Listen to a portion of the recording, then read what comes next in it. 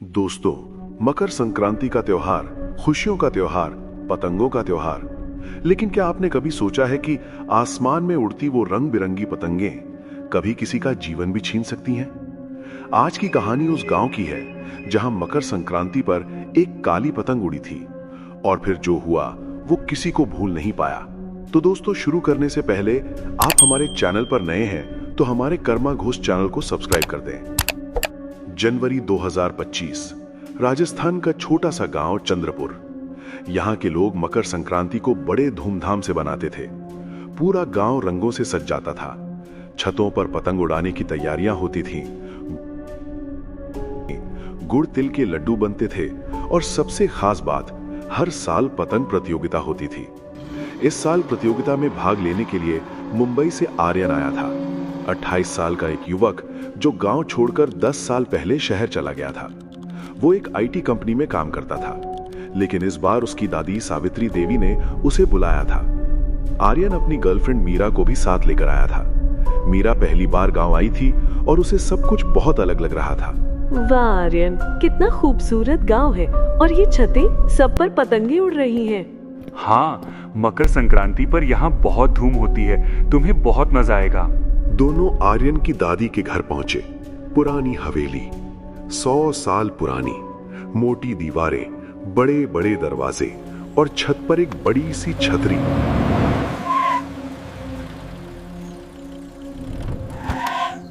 सावित्री देवी ने दोनों का स्वागत किया। आओ बेटा आर्यन। और ये कौन है? दादी, ये मीरा है, मेरी दोस्त। दोस्त? ठीक है, आओ अंदर आओ, खाना तैयार है।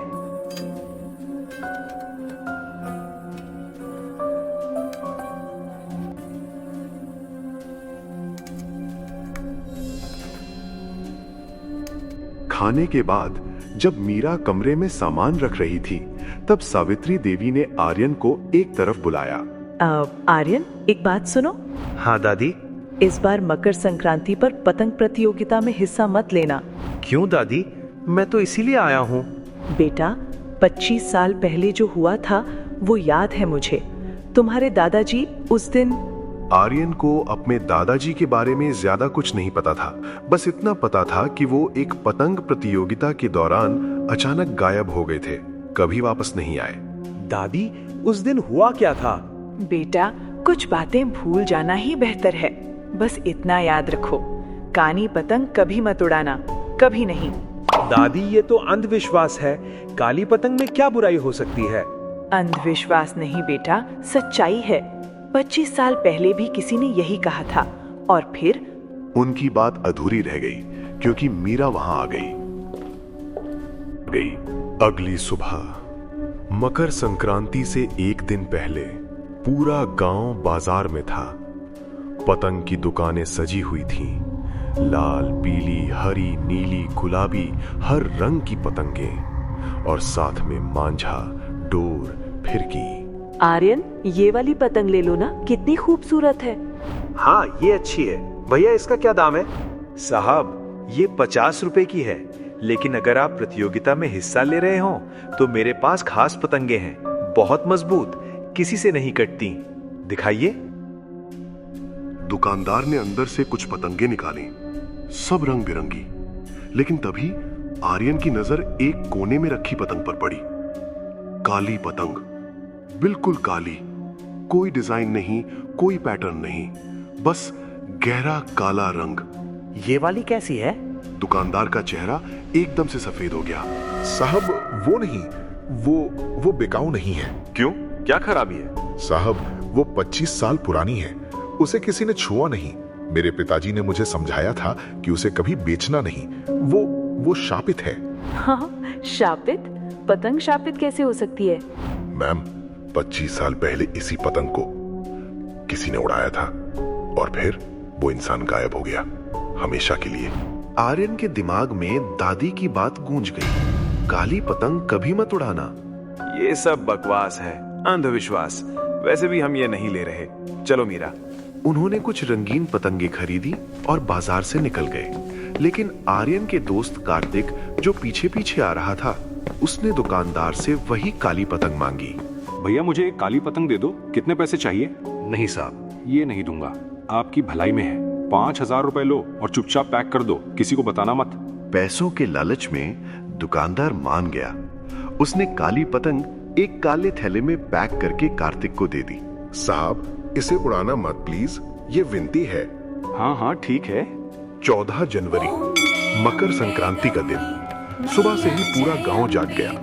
मंदिरों में घंटियां बज रही थीं, घर घर में तिल गुड़ के लड्डू बन रहे थे और छतों पर पतंगे उड़ने लगी। आर्यन, मीरा और कार्तिक अपनी छत पर थे। उनके साथ गांव के कुछ और दोस्त भी थे। चलो शुरू करते हैं, देखते हैं कौन सबसे ज्यादा पतंगे काटता है। सब लोग पतंगे उड़ाने लगे।